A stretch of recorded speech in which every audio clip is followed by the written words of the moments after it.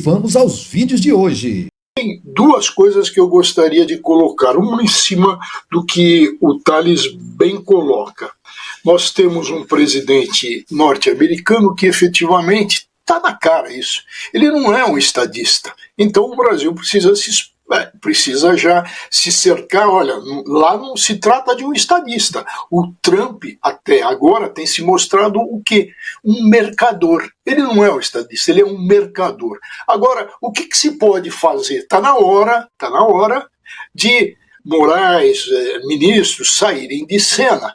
E aí entrar aquele que o Moraes costuma roubar a competência, o papel, que é o Procurador-Geral da República.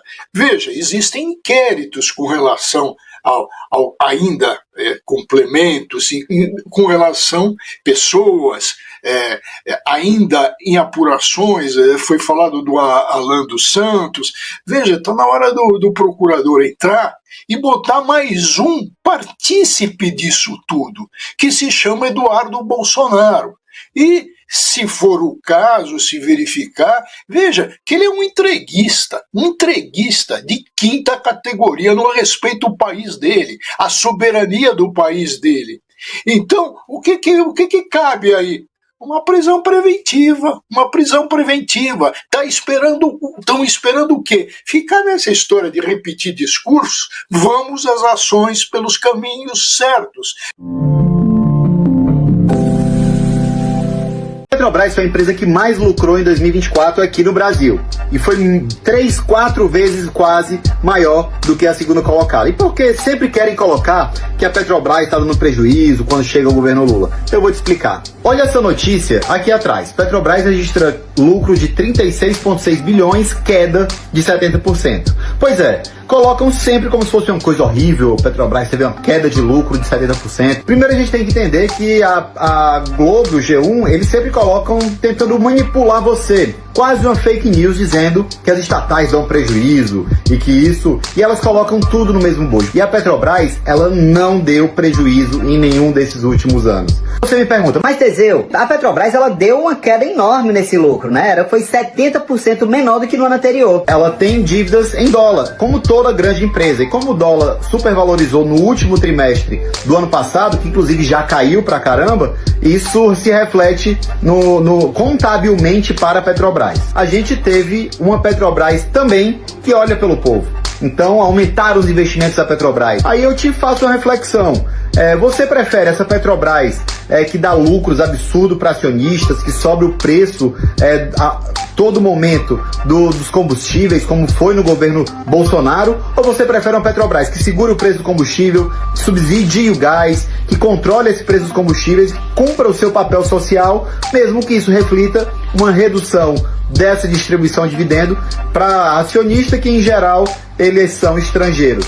Então a gente tem que ter muita clareza de qual é o papel da Petrobras. A Petrobras tem que servir ao povo e é por isso que é uma grande mentira dizer que ela está no rumo errado. A Petrobras está no rumo certo. Me fala aí o que você acha. Valeu! Nós te avisamos, né, querida? Você não quis ouvir, agora quem que vai te defender? Ninguém, nem o Chapolin Colorado, meu amor. O Volodymyr Zelensky e o Donald Trump bateram boca publicamente.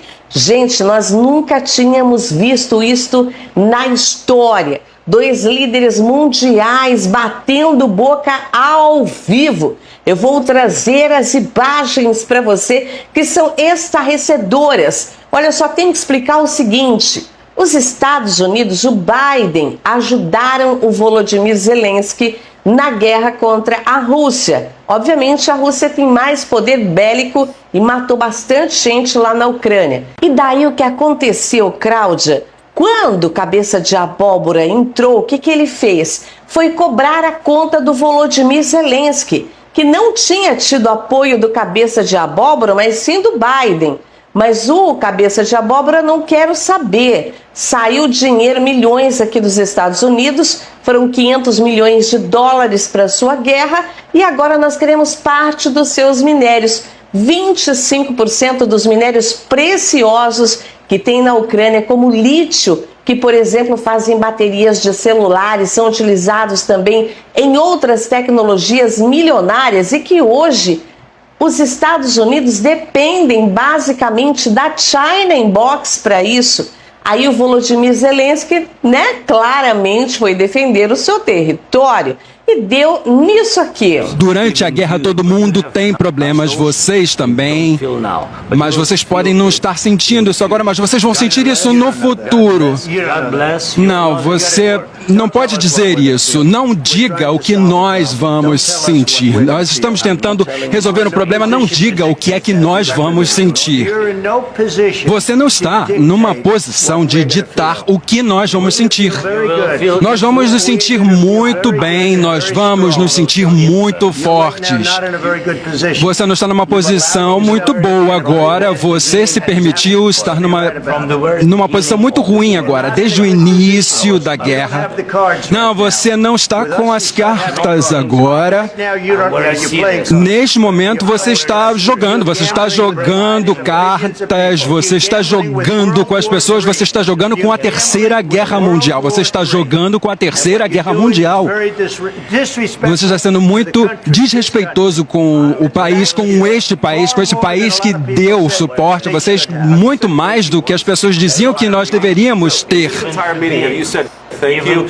Você foi para a Pensilvânia para uma campanha para a oposição, oferecendo palavras de apreciação para os Estados Unidos. Agora eu só queria lembrar que um dia Lula queria a paz entre a Ucrânia e também Putin lá na Rússia. Ele fez essa proposta, ele foi pessoalmente falar com Putin. Sabe o que o Zelensky fez? Debochou de Lula e falou que não precisava de intermediação do Brasil, que era para cada um cuidar dos seus probleminha. Agora, meu amor, deita na BR, que é a única coisa que vai te restar, porque contra o United States of America, quem poderá? A China não irá te defender, porque você deu as costas para todos os países que queriam negociar a paz entre vocês.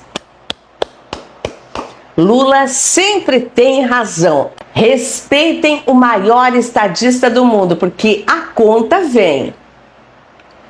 Babei.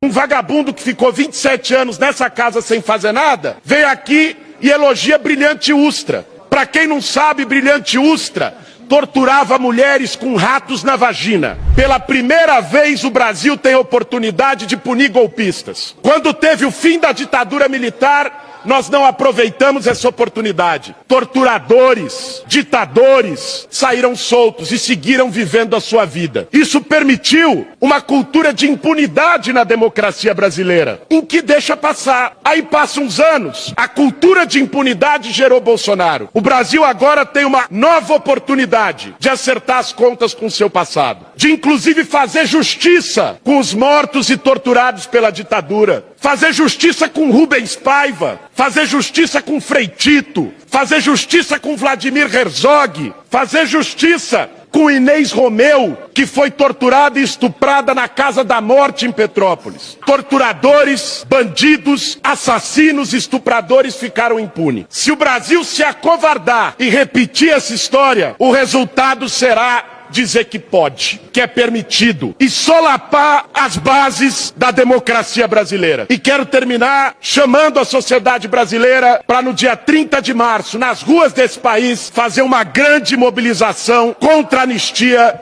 e por Bolsonaro na cadeia. Se você chegou aqui e não é inscrito ainda, se inscreva no nosso canal, deixe seu like e compartilhe esse vídeo e vamos para mais vídeos.